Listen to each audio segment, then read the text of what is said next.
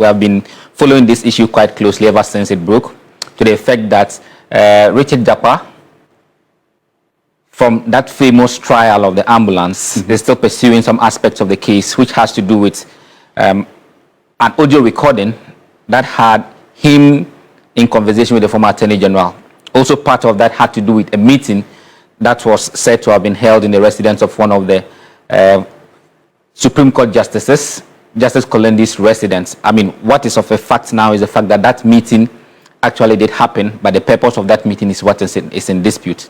So the allegation made by Richard Jakpa is to the effect that, the meeting and that correspondence between him and the Attorney General was what he says an attempt by the Attorney General to procure a favorable response from him in order to convict the former the current finance minister, who was the former majority leader, in the person of Dr. Kessel Atuforsen. So that is basically the crux of the matter for which we are now before the CID for that to be investigated. In the view of Richard Jakpa, whatever happened amounts to what he says is fabrication of evidence, which is a crime he wants the CID to investigate.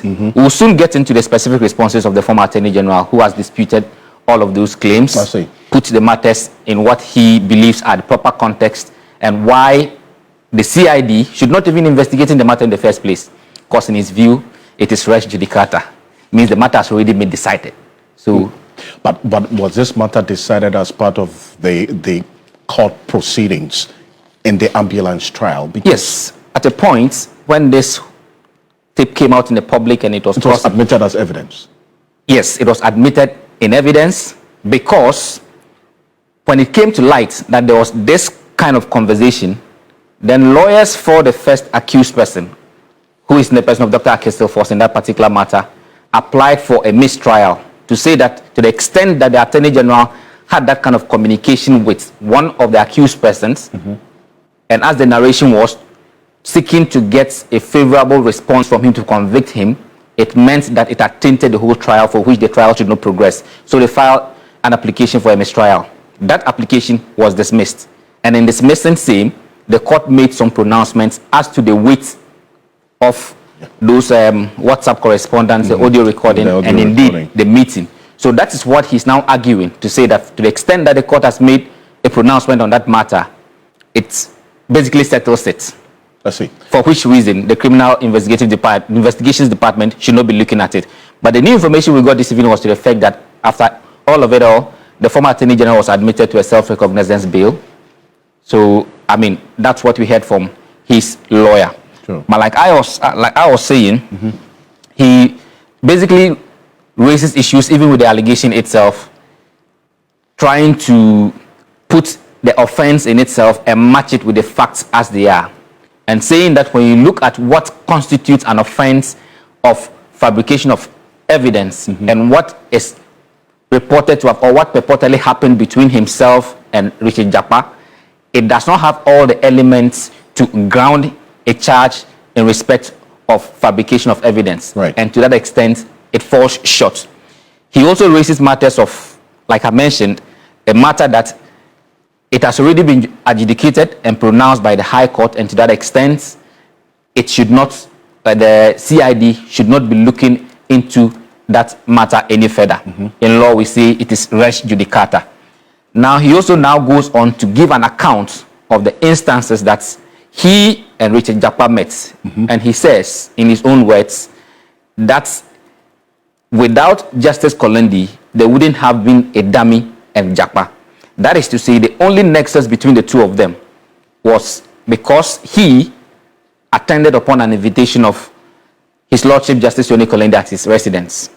And that when he was in the residence, then Richard Jakpa, who is a cousin to His Lordship, came to the residence. And that was the only instance that they met. That outside, beside the courtroom and the residence of Justice Yoni Kolendi, he has not met Jakpa anywhere.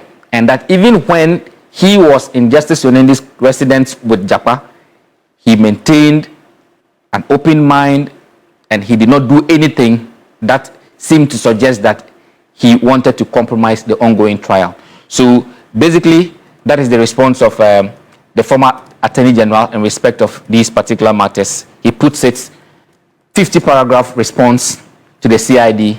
So we're now looking forward to what exactly the CID will do going forward. Like we heard from his counsel, that they really do not know what's going to happen next. But of course, since the response has been given to the CID, we expect that the CID will be those to now dictate the next line of action. We do know that's not the only petition before the CID. We also know of a petition or a complaint that has been made by one Ghanaian citizen by name Daniel Mafo in respect of the same set of facts, but with different persons. He is seeking that an investigation be opened in respect of Richard Jakpa, who is the complainant in this matter, and then His Lordship Justice Yoni Kolendi.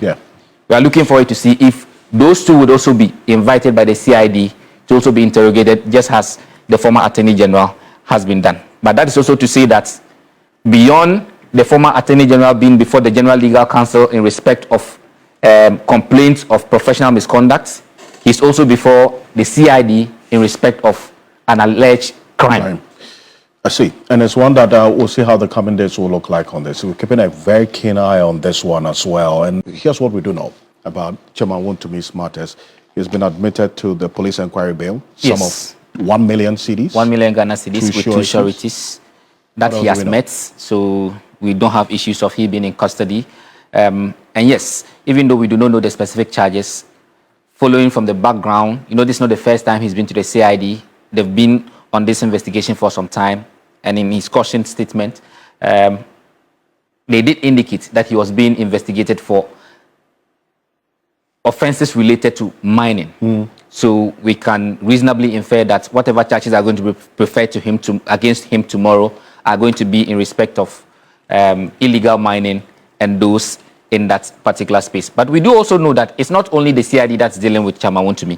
We also know that he has some running battle too with Iyoko. Yeah, true. And that is in respect of matters that were informed by the Deputy Attorney General, that these are matters that have to do, in fact, he describes them as various criminal offenses, which include fraud, causing financial loss to the state, and money laundering. In respect of this, we know he's on bail. That bail is 50 million Ghana cedis with 2 sureties that were justified.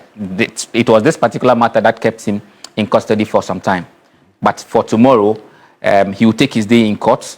His charges will be read to him, and he will plead to those. And that's when we get to know the exact details. And of course, with the facts on which the police or the state is going to prosecute those offenses relating to illegal mining, as we are being told. So that's basically about it in respect of Chairman Wontumi. We all look forward to tomorrow at the High Court. And in fact, it's important that we distinguish between the two issues at play right now, because what is happening with him appearing before the CID earlier today is different from what got him to spend a few nights precisely in the Iyoko cells or the coolers of Iyoko. That matter is still cooking. It's cooking. Yes, because we are told that he's been investigated. It was only after investigation they will prepare the docket and prepare the charges against him. So at this point, it's still a matter which is still cooking. It's not one that we can say that they are going to prefer charges against him. But of course, just like we were told in the previous instance that he was being investigated for matters relating to illegal mining, this one too, if it comes to fruition, it means that the matters that will, or the offenses that will be preferred against him will be along the lines of fraud, causing financial loss to the state, and money laundering. But yes, that's a matter for another day. Tomorrow is basically on matters that have to do with illegal mining. So, Alfred, that's basically what is happening in respect of Chairman Wontumi. But let's hear from his lawyer. Okay? Precisely. Andy Appiah-Kobe, former Santiachim North Member of Parliament. This is what he had to say. Take a look. Of Chairman Wontumi being in hospital, I went beyond the call of duty to do that. So it is incorrect for anybody to suggest that we have been lukewarm to the invitations from the Attorney General's office. I know that the Attorney General works for the Attorney General in terms of prosecution. So I consider the discourse between my good self or my office and the Attorney General's office as equally, by extension, to the Attorney General's office. So I am sure there was some communication gap that resulted in this impasse. But I want to express my disappointment in the warning that the refusal to defer the meeting. The warning was that it should Chairman Wontumi fail to appear he will order the arrest of someone to go to Accra. Indeed, we don't need to unnecessarily increase the political temperature in the country. We have not at any point in time decided or refused to respond to invitations.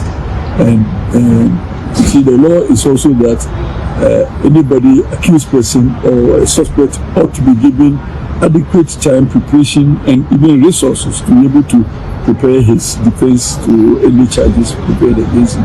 And then let us also not forget that accused person is not considered guilty until proven so, and therefore he has to have a right to his civil liberties. Indeed, when we go to the court, the police inquiry bill continues up to the point that the charges are filed in court, and then we make an application to the court for the bail to continue, and we will justify that with our performance so far during the time of the bail, and also the capacity of him to me as a person, Ghanaian, and a very known character, and somebody of substance in society. And then That's Andy Apiakobe there. Tomorrow, we will be in court to give you updates on exactly what would happen. He's the lawyer for Bernard Ntwi-Boasiako. That's the Ashanti Regional Chair of the New Patriotic Party. And Lord Edwasari will be in court tomorrow. So stay with us here on TV3. But directly linked to that is something that's happened earlier today. In fact, we started talking about this as far back as May this year. Coming up next, 12